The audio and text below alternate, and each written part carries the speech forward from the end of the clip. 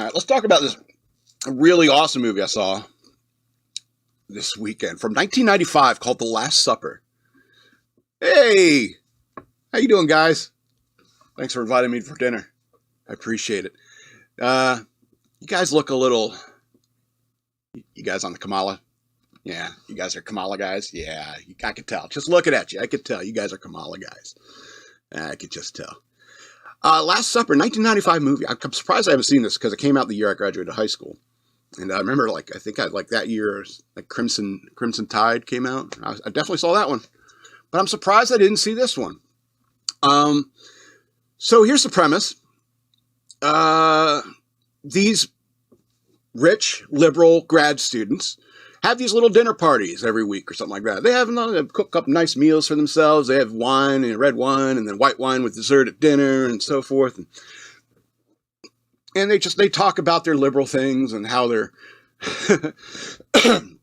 such good little environmentalists and stuff. You know what I mean? And one of them his car breaks down on the way to this dinner party, and he gets picked up by a guy in a truck who is played by Bill Paxton. And he takes him to I'm on my way to this dinner party, and Bill Paxton drives him to the dinner party, drops him off, and he goes, I appreciate you giving me the ride. And out of a gesture of kindness, this guy, I forget this guy's name. I got the cast here. Hold on. Ron Eldard.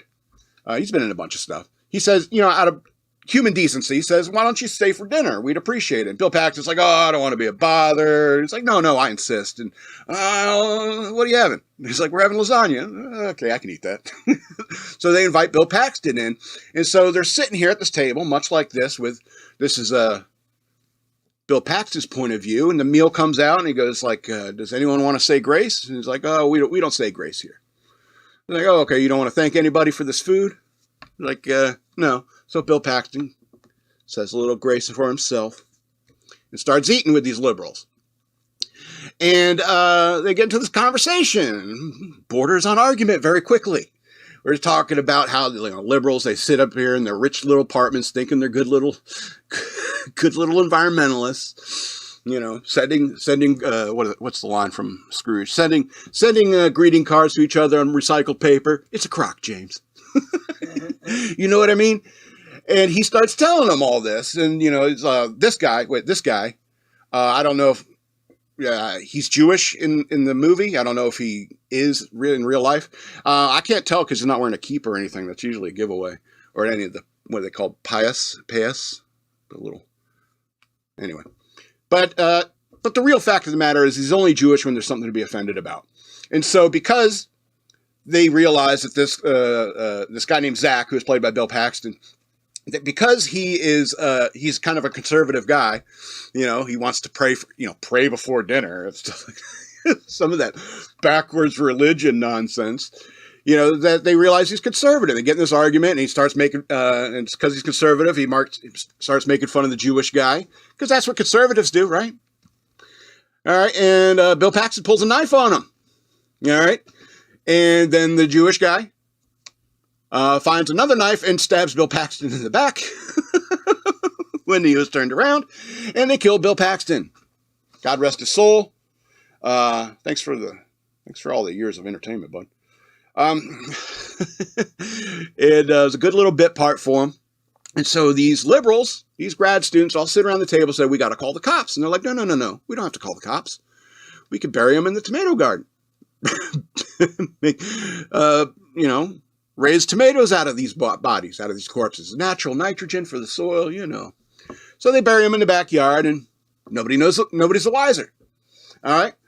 Later on in the movie, you find out the character that Bill Paxton was playing, Zach, was actually a very bad man. And considering that after the decision they made, they started to feel reinforced in the decision because they kind of liked what happened.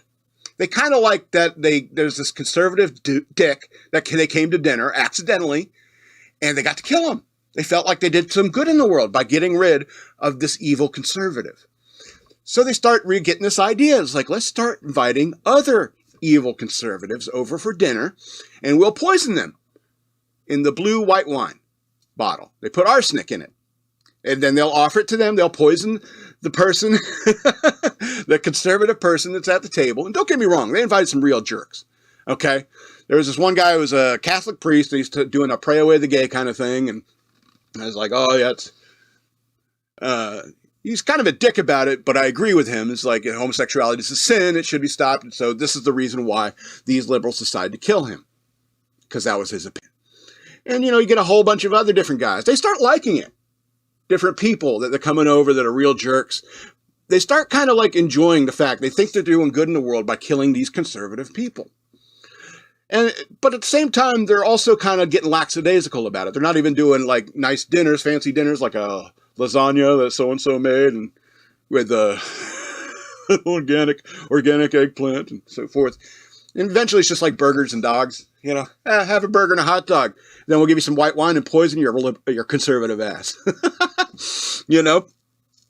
So it's an interesting movie about this group of serial killers who, until at some point their tomato garden gets real big and obvious, and some problems develop because they begin liking it a little too much.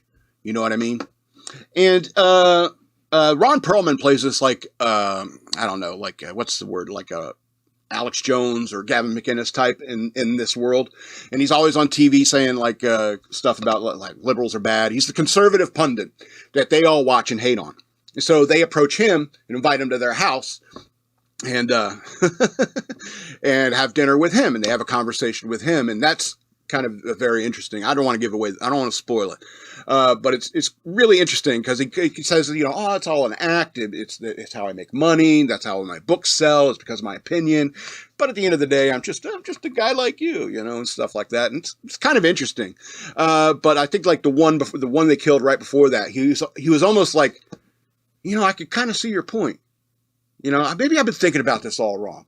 Like they almost changed his mind and they started to get disappointed because, we're not going to kill him now.